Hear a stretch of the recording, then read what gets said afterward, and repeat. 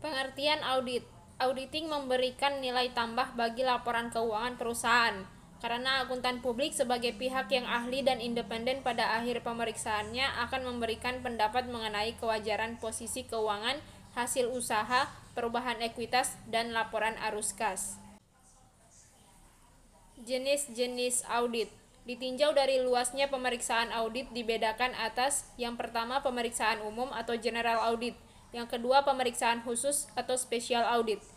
Kemudian ditinjau dari jenis pemeriksaan, audit bisa dibedakan atas: yang pertama manajemen audit atau operasional audit, yang kedua pemeriksaan ketaatan atau compliance audit, yang ketiga pemeriksaan intern atau internal audit, yang keempat adalah komputer audit. Teknik-teknik audit.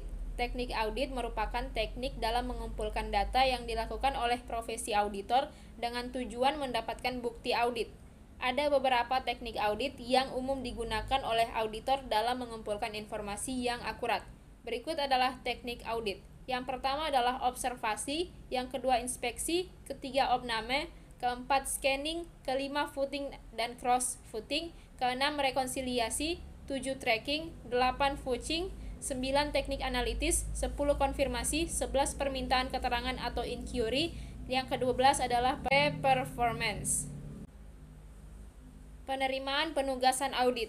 Penerimaan penugasan merupakan tahap awal dalam suatu audit laporan, dengan mengambil keputusan untuk menerima atau menolak suatu kesempatan untuk menjadi auditor untuk klien yang baru atau untuk melanjutkan sebagai auditor sebagai klien yang sudah ada.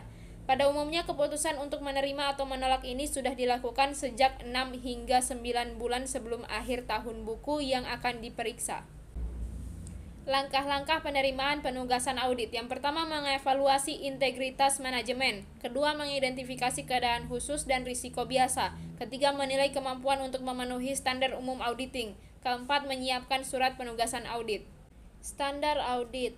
Standar audit merupakan sebuah aturan yang ditetapkan agar bisa dijadikan sebagai pedoman khusus untuk menilai dan melakukan evaluasi. Evaluasi tersebut merupakan evaluasi mengenai laporan keuangan perusahaan tersebut. Adapun beberapa standar tersebut diantaranya: yang pertama, kompetens atau suatu hal yang mengharuskan keahlian.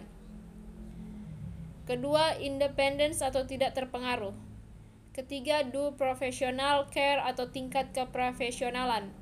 Keempat, adequate planning dan proper supervision. Kelima, pemahaman yang memadai atau atas struktur pengendalian intern. Keenam, bukti audit yang kompeten. Ketujuh, financial statement presented in accordance atau sesuai dengan prinsip akuntansi. Kedelapan, konsistensi in the application atau harus konsistensi. Kesembilan, isi laporan harus dipandang memadai dan mencakup semua hal.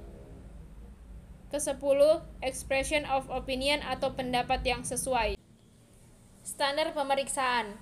Standar pemeriksaan menetapkan standar pelaksanaan tambahan pemeriksaan dengan tujuan tertentu, yaitu yang pertama komunikasi pemeriksaan, kedua pertimbangan terhadap hasil pemeriksaan sebelumnya, ketiga pengandalian intern, keempat merancang pemeriksaan untuk mendeteksi terjadinya penyimpangan dari ketentuan peraturan perundang-undangan, kecurangan, serta ketidakpatutan, dan yang kelima dokumentasi pemeriksaan.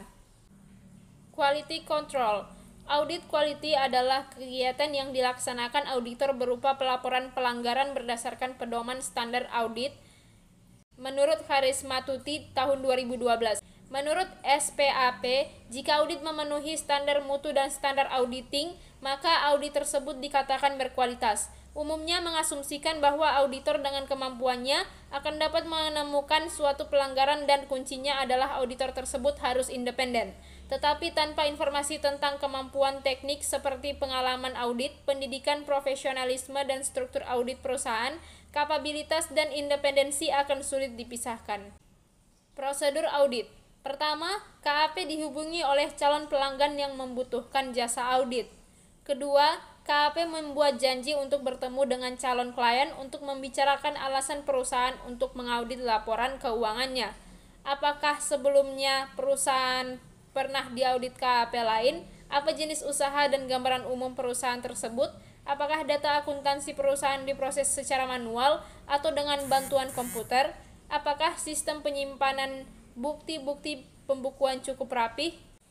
Ketiga, KAP mengajukan surat penawaran atau audit proposal. Jika perusahaan menyetujui, audit proposal tersebut akan menjadi surat penugasan atau perjanjian kerja atau engagement letter. Keempat, KAP melakukan audit field work, pemeriksaan lapangan di kantor klien. Kelima, selain audit report, KAP diharapkan memberikan management letter yang isinya memberitahukan kepada manajemen mengetahui kelemahan pengendalian intern perusahaan dan saran-saran perbaikannya.